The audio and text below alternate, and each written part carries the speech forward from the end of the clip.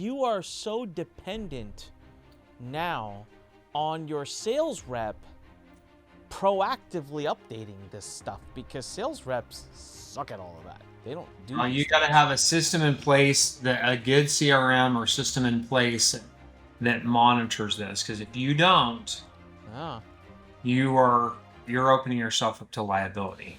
You have them do that. Now, if it's through an online platform where they put it inside, don't have to keep the call. So that didn't change. But I'm wondering, Greg, though, if they're working their way to that. Oh, for sure there. Yeah. It sounds to me like any day now they're going to be like, hey, you know what? We want you to keep all your sales calls. You can't document retention policy them out. Because especially if Section 19 is going to be where they live, then it makes sense that they would want all that kept.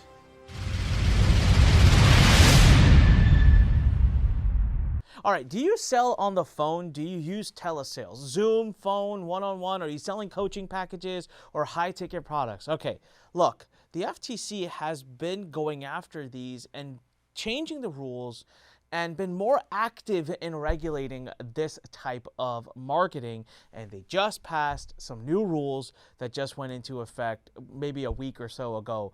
And so here we've got with us today, of course, Greg Christiansen, our very own compliance attorney, 20 plus years of compliance experience, to tell us exactly how to navigate these new TSR rules. And of course, if you're watching this, don'tsaythat.com. Grab a copy of the book right now, compliantacademy.com, to be a part of our actual academy, which is killing it. And then, of course, Complyly, COMPLILY.com, for our automated AI software that can help check your copy for problems. All right, so now that the marketing is out of the way, let's talk about the new rules. Greg, what's going on?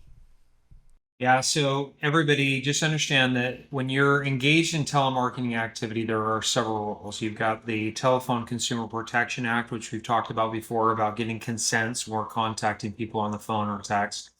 But you also have enclosed within the FTC Act the TSR, which is the Telemarketing Sales Rule. And under the TSR, it basically outlines the governance of what telemarketers how they should act with their consumers. Now, one of the issues that's come up recently with the FTC they're concerned about is the data retention for telemarketing companies, to make sure that they're keeping on hand certain documents and certain records.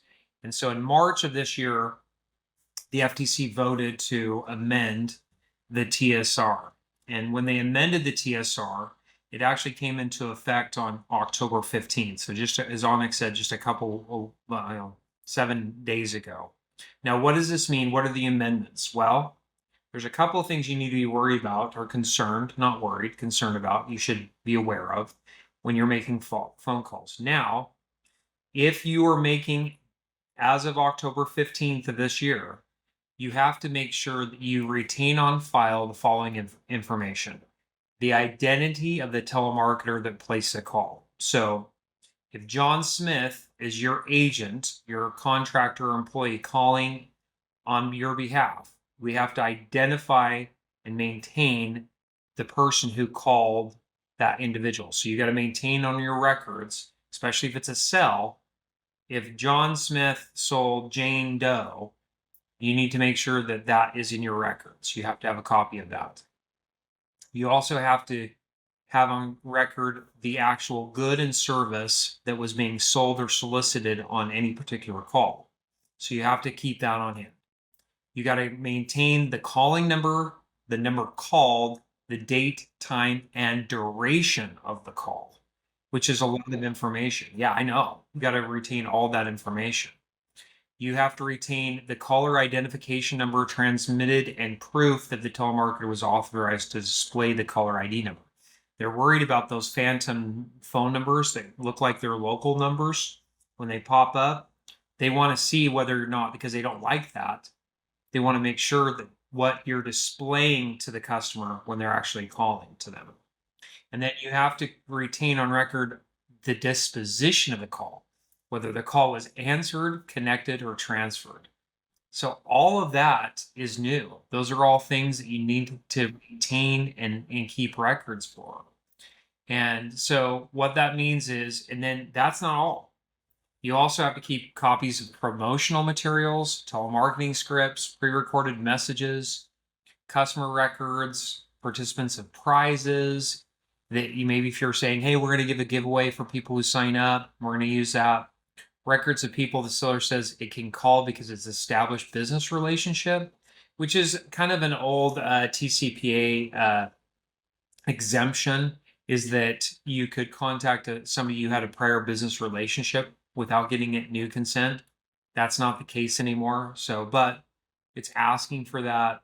The numbers of the people who consented to give you calls, the record of the service providers that you used, the record of the version of the do not call registry that you've applied for.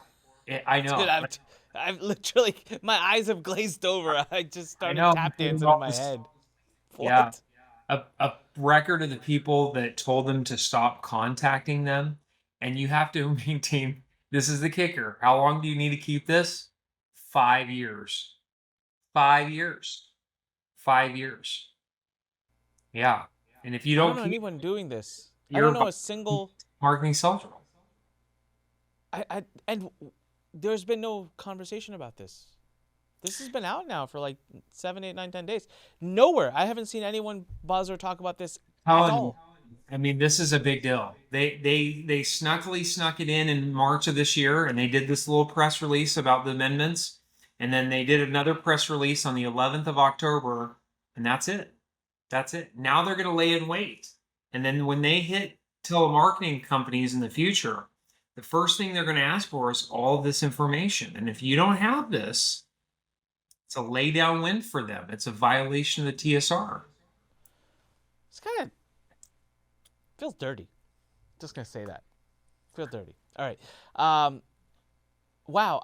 So you are so dependent now on your sales rep proactively updating this stuff, because sales reps suck at all of that. They don't do. You got to have a system in place, that a good CRM or system in place that monitors this. Because if you don't, you're opening yourself up to liability. So just to go back, because I and were you finished? Sorry, I know I interrupted. Yeah, I was like overwhelmed. Half the people watching this have already fallen asleep, or the telemarketers out They've there left. They're not watching anymore. No way Okay. I'm doing this for 5 years. Who I called, or who was called, what number was used, authorization. How the hell do I get proof that I'm authorized to use a certain phone number? Well, that's the opt-ins on the TCPA, right? So if they ask you to see how you have authorization to contact the individual, you've got to show them the opt-ins that they got. Okay. And whether the call was answered, not answered, transferred, how long the call was, which version of the do not call registry we were using at that time. So Is that like every month? How often are we supposed to update our usage of that? It's and this is, I'm going to say this because I know there's a lot of telemarketers out there. They're like, I have to get a subscription to the do not call registry to call people. And the answer is yes. You're supposed to scrub against it, otherwise you're violating the TCPA. But so when you register for a subscription, you can get in there and you can get automatic updates. The problem is that there's a lot of telemarketing companies that are out there. They may have subscribed 5 years ago and they're still using that. Well, obviously it's outdated because it's 5 years old. So that's why the FTC wants to know what you're scrubbing the data against. If it's something that's 5 years old, it's not effective. But it's heck of expensive, guys. It's thousands of dollars to do these subscriptions every year. And it's not like they give you information for free. What happens if the customer has requested and scheduled a phone call with you and they're on the do not call list? Well, that's the TCPA opt-in. If my opt-in language that you've got on Learn and we for our stuff is all you're giving us consent, even if you've opted out on the do not call registry. So you have to have proper consents for that.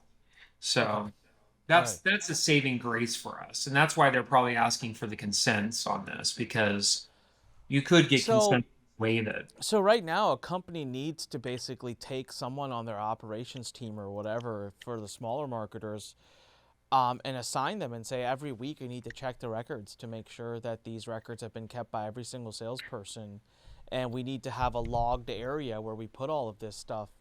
And this is even if so. Okay, so let's say you're just a solo coach, right? You're a coach, you get on sales calls. There's a lot of them out there. They get on like 3-4 sales calls a day or a couple sales calls a day. They close a deal, then they just deliver it. They don't have a salesperson. Doesn't matter size of operation or not. Like, you have to keep that record of those calls that you're doing with people. Yeah, it doesn't matter.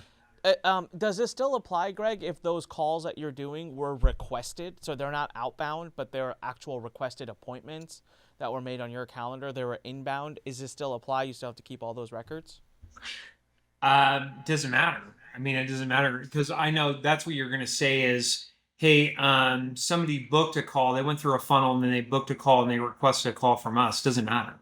TSR applies regardless of whether the client asked for the call or you've solicited them cold and called them. So it doesn't matter. These rules apply. They book a call through Calendly to meet with you personally, and you're like, well, they booked the call with me. You still have to tell them if you sold a product, you offered to sell a product, how they responded to that offer. You got to keep that for 5 years now. So this is, I mean, this is pretty onerous, everybody. And what I think this is going to make everyone do is you got to sit down and recalibrate your CRMs. So this doesn't have to be that hard, right? A lot of this can be automated. So the date and time the call was made, well, the CRM is going to track that. Whether the call was answered, transferred, or not answered, that's a quick little check mark that you can code into the CRM that the salesperson can make. How long the call was, well, that's interesting. Now, that has to be a manual entry because if you're not going to keep the call around, that's not a normal number that a CRM tracks. So you'd have to create a custom field, and you would have to rely on the salesperson literally tracking that and remembering to populate that at the end of the call. So this is definitely going to change the operational structure of how you manage a sales team, but more so than anything, how the salespeople operationally work. Because I've worked with so many salespeople in the past, and they drove me insane. No disrespect to anyone who's a phone salesperson, but the innate nature of a great salesperson is that they don't like to follow rules, and they don't like all the operational headache. They're schmoozers, and they're just like, they don't want all that bogged down time of filling in paperwork is what they would call it. But at this point now, that could get you as a company into some serious trouble. So they don't have a choice; they have to do it. Big time. Big time. What? Okay, yeah. So let's say I don't do it. What are the fines? Did they talk about what are the repercussions if they hit a company and the company doesn't have these records exactly as they wanted? Let's see on the fines, and that's a good question on this because that was amended back in March. I'm trying to see here what the fines are going to be for this. It's just a lot of things that they've come out with lately on this stuff, but. Let's see here, March. Trying to see the outline. I mean, if I were the FTC, I wouldn't tell the exact amount of the fines for this for violating it. When you normally violate the telemarketing sales rule, it allows them to unwind the entire transaction. So, like, for example, one of the requirements for the TSR is that you have to identify the purpose of the call within the first part of the call. So identifying the purpose of the call is, hi, I'm Greg. I'm calling from Guardian Law on behalf of Onyx Segal. I'm here to see if you're interested in a Compliance Academy membership. So that meets the TSR because I've identified myself. I've called who I'm calling, or I've said who I'm calling behalf. I've said the purpose of the call is to talk about the Compliance Academy membership. And so I've gone through that. Now, another one that I throw in for my clients is to say the call's recorded because 23 states have, laws that say you're supposed to do that. So that's what I call a proper introduction. So the reason I say that is if you fail to do that portion of the TSR and they find out, the remedy is they get to unwind the transaction. So I assume if you're not keeping these records, they're going to come in and say, we're going to have you unwind some of these transactions, plus we're going to fine you. So, yeah, Wow. That is where it is at, for sure. And so technically, usually they give you a grace period to apply, but this is live now. Like Well, they people need did. to be doing They this. passed this in March, and it went effective Okay. on October 15th. Okay, all right. So we just hadn't really gotten to covering it yet until it went into effect. So guys, this is live. Like this is you've got to be doing this yesterday. And what's crazy is I have not heard anything about this. I haven't seen a single buzz anywhere. And this might be the reason you see me a little quiet is I feel like this is one of the biggest changes they've done this year. This is very onerous on a business. And if you sit back and digest it, there's so many people doing sales calls. I mean, myself included, right? Like we're about to reopen up board of experts and do all kinds of stuff there. And I'm just thinking in my head about like how do we facilitate this? So make a list of everything that we just went over. Go listen to the episode again. Make that list and then immediately Yeah. get in touch with your CRMs and your call cloud systems to see how you would operationally manage this. This is not an option. It's not optional. It's a requirement. Yeah. Again, the TSR and the TCPA have requirements for keeping call recordings. Generally, that's 2 years if you're getting authorization for a credit card or the phone or Zoom.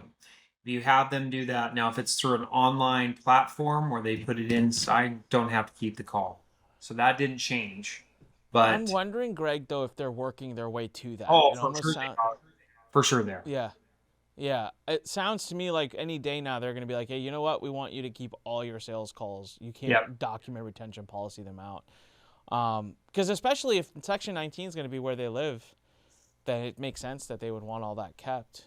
Do you see any case right now or any potential of Section 19 being challenged the way 13B was in Supreme Court? Is there anything No. that's no? So if you go back and you look at the AMG capital management case, and the other case was the credit bureau case. So there were two cases that originally spawned the challenge of Section 13B. AMG capital management out of Nevada, and then credit bureau, I think, was out of Illinois. And both of those cases were amended after, and the courts allowed them to do it. And where did they go? Section 19. And if you look at the rulings in that case and the challenges in those cases, they've been very pro FTC on that. So I would say Section 19 is probably here to stay. The courts they like it, and they've had some success now on proving some of it.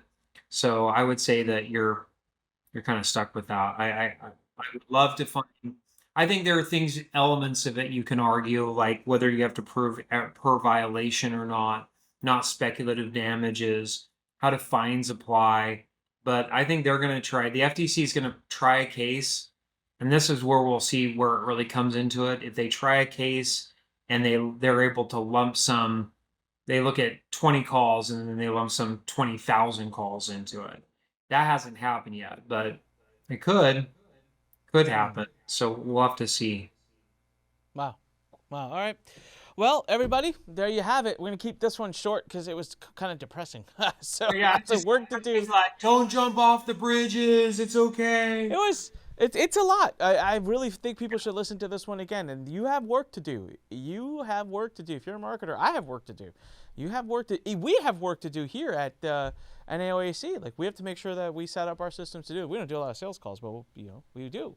When we do, we need to track all of this. So again, the good news is it's not that cumbersome also. It's just about setting up the systems. And now you have one extra task, which is weekly or monthly. You decide to just check in and make sure that the sales team is actually abiding and following the rules and doing it and filling it. Hey, if nothing else, take that data since now you're tracking it, use it to your benefit, learn more about your team and help them convert better because you're being asked to track the data. All right, one other system I could tell you is Gong. You might want to check out gong.io. That's a company that I've looked at a lot of times in the past because of what we were doing with Complyly. And gong.io might be able to actually help you do some of these things. And now I've actually been sitting and thinking about Complyly. I actually think we can do a lot of this at Complyly as well. So I'm gonna go back and reread this and then see how much of that we can actually automate through Complyly, because that might be super helpful to companies, is to actually just keep those logs for people. So Awesome stuff. Well, Greg, thank you as always. Everyone, don'tsaysthat.com. Grab a copy of the book. We've well over 3,500 copies sold. People are loving it.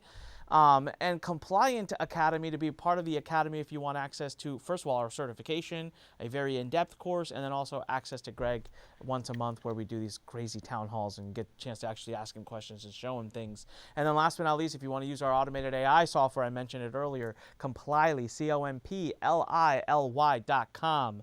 All right, we will talk to you soon. Thanks for being here, Greg. As always, thank you. See you guys next week. Bye.